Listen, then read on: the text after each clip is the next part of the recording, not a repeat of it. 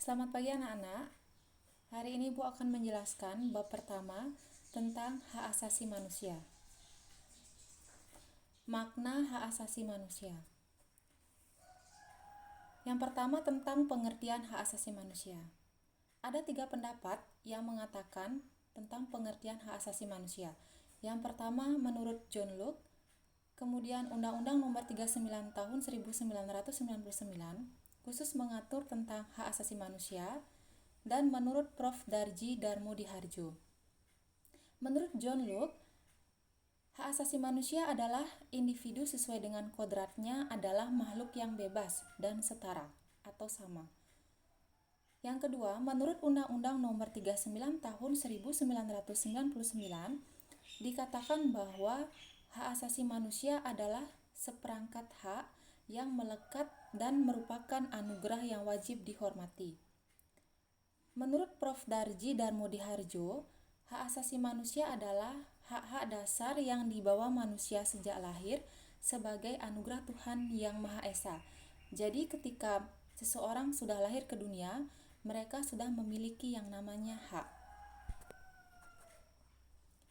Selain 3 pendapat tersebut, ada seseorang yang bernama Jan Matterson dari Komisi Hak Asasi Manusia Perserikatan Bangsa-Bangsa berpendapat tentang pengertian hak asasi manusia. Dikatakan bahwa hak asasi manusia itu adalah hak-hak yang melekat pada manusia yang tanpa dengannya manusia mustahil dapat hidup sebagai manusia. Dari pernyataan tersebut dapat ditarik 2 hal penting. Yang pertama, hak asasi manusia merupakan hak alamiah yang melekat dalam diri setiap manusia sejak ia dilahirkan ke dunia. Yang kedua, hak asasi manusia merupakan alat untuk menjaga harkat dan martabat manusia sesuai dengan kodrat kemanusiaannya.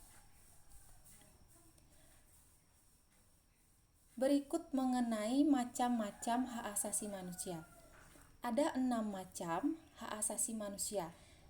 Yang pertama adalah hak asasi pribadi, hak asasi politik, hak asasi ekonomi, hak asasi hukum, hak asasi sosial dan budaya, dan hak asasi dalam tata cara peradilan dan perlindungan. Yang pertama adalah hak asasi pribadi. Hak asasi pribadi berkaitan dengan individual atau sifatnya individu atau perorangan. Contoh daripada hak asasi pribadi, kebebasan bergerak, berpergian, dan berpindah tempat. Yang kedua, hak asasi politik. Contohnya adalah hak untuk memilih dan hak untuk dipilih. Yang ketiga, hak asasi ekonomi, yaitu hak untuk menjual, membeli, dan menyewa.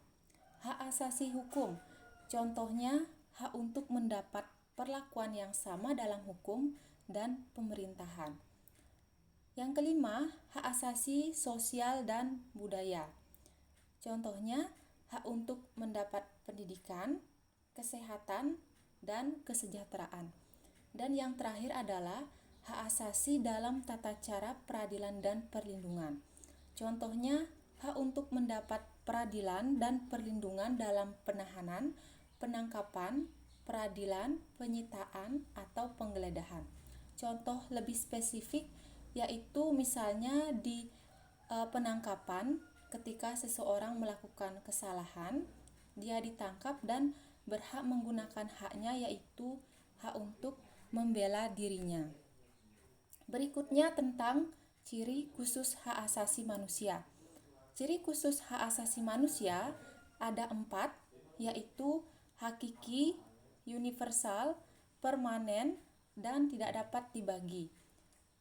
Hakiki artinya bahwa ada pada setiap diri manusia sebagai makhluk Tuhan. Universal, yaitu hak itu berlaku untuk semua orang di mana saja tanpa memandang status, ras, harga diri, gender, atau perbedaan lainnya. Jadi sifatnya umum. Permanen atau tidak dapat dicabut, yaitu hak tetap selama manusia itu hidup atau ada dan tidak dapat dihapuskan oleh siapapun. Tidak dapat dibagi, yaitu semua orang berhak mendapatkan semua hak, apakah hak sipil atau hak kewarganegaraan, hak politik, ekonomi, sosial, dan budaya. Selanjutnya tentang makna kewajiban asasi manusia. Berbeda dengan hak, kewajiban asasi manusia itu adalah kewajiban yang harus dilaksanakan guna melindungi hak asasi manusia. Antara hak dan kewajiban merupakan dua hal yang saling berkaitan. Keduanya memiliki hubungan sebab akibat. Seseorang mendapatkan hak setelah menjalankan kewajibannya. Contohnya, ketika seorang pekerja akan mendapatkan haknya seperti upah atau gaji setelah menjalankan kewajibannya, yaitu mengerjakan pekerjaannya. Jadi, antara hak dan kewajiban itu merupakan dua hal yang saling berkaitan dan berhubungan. Untuk materi kali ini Ibu cukupkan. Selanjutnya Ibu berikan latihan soal. Tuliskan satu contoh ciri HAM, yaitu HAM bersifat hakiki. Baik anak-anak, untuk hari ini Ibu cukupkan. Semoga materi yang Ibu berikan bisa bermanfaat.